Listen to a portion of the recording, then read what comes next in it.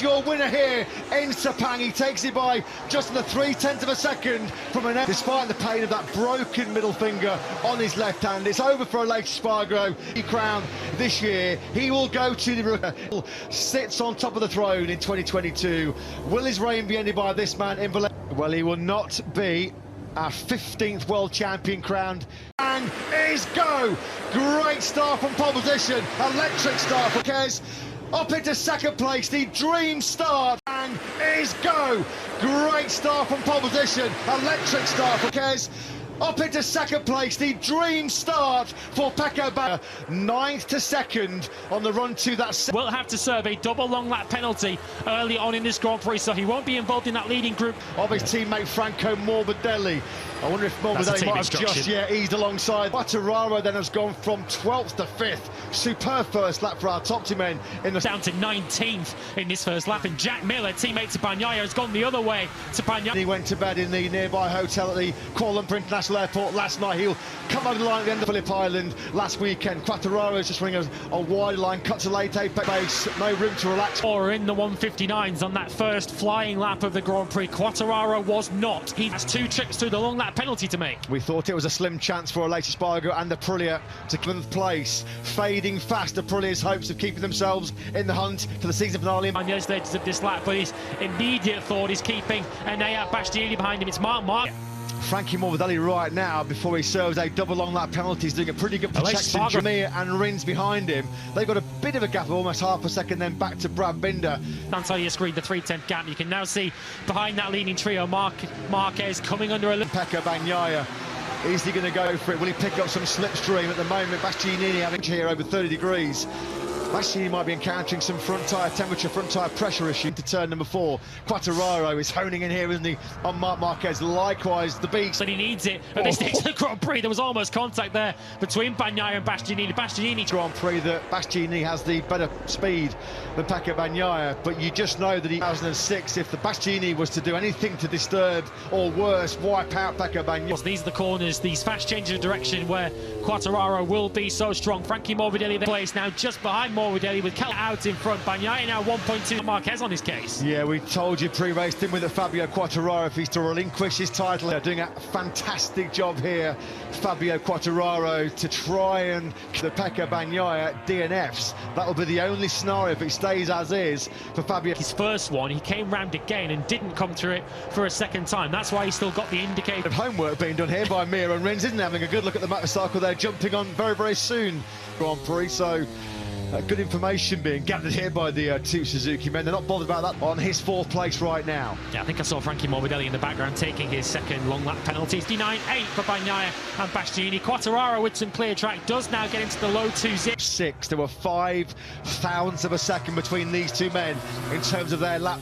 He thought better of it. Bastianini has been on the rear tyre now. Pecco Bagnaia. Jorge Martin, according to our time it is Martin, the leader out. A gift. What a gift then goes out. Martin then won't convert pole position here into a race win in Sepang. Off the podium at this stage. Bagnaia wins the Grand Prix and Quartararo is 4th. Coming to grief there with Bastianini. Ducati will not enjoy seeing this man for 3rd. Then it will be game over. Q not a million miles away from Misano or Mugello, is it? And they are on course at the moment. He's just keeping that gap back to Bastianini, hovering a fraction under half a second. The crown champion, but as it stands at the moment, Quartararo really needs to be trying to go forwards, but Bezzecchi, but of course it's in this 4th sector where we often see Quartararo lose time to the Ducatis. Quartararo hand over fist here. The gap is down to 1.2 seconds. Under big pressure. He lost 2.5 tenths on that last lap to Bezzecchi. As it can, but he's just not got the grunt and the outright top speed of these Ducatis. He can see at the bottom right-hand corner of your screens, that's as it stands right now. If you threw the checkered flag, Fabio Quartararo, talk about being in a commanding and dominant position if we do go to Valencia, be a title-winning move against the Yamaha man.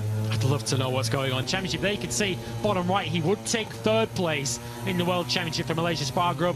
You wouldn't want Enea Bastianini to be this close behind Bagnaia if he's sitting there, because all it takes. Super tight there as Bastianini closed on the brakes into that. Now for Fabio Quartararo as we head into the second half of this Grand Prix. Fabio Quartararo is fighting tooth and nail, pushing himself very shortly in Malaysia.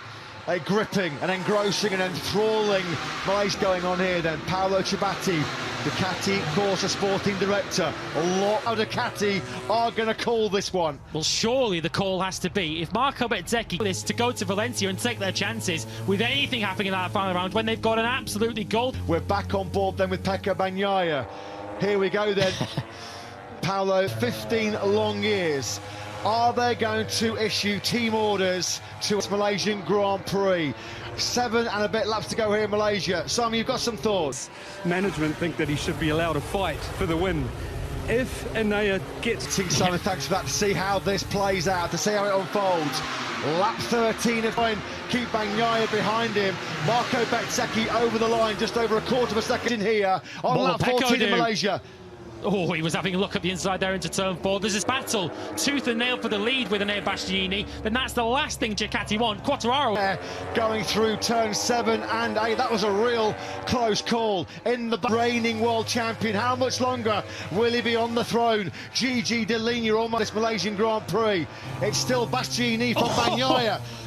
We're looking outside of their hands. Here he goes. Late rear grip problems here, Bezzecchi. He's put up a great charge to try and help Bagnaia win the right now. Lap 17 underway here in Malaysia.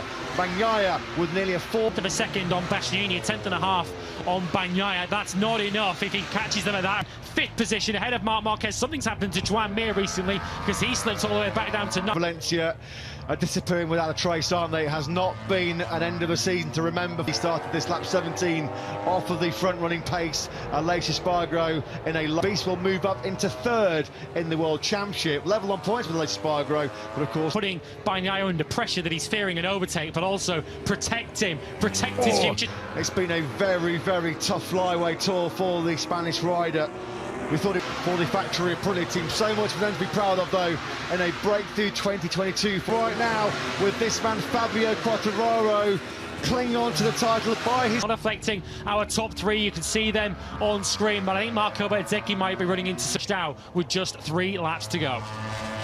Well, Pecco Bagnaia is going to do. Are the handcuffs off, are the shackles off, or has there already been a dashboard in Sepang? Bagnaia on course for yet another victory.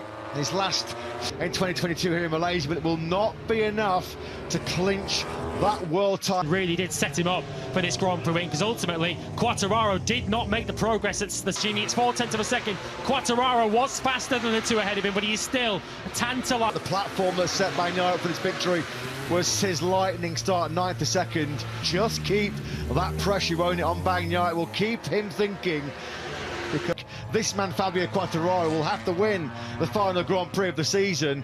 And Quartararo, I think, is recognising now that the best he can do is third. So important now that Quartararo 2.4 seconds now to Marco Bezzecchi, who's in a very safe and comfortable 4th place.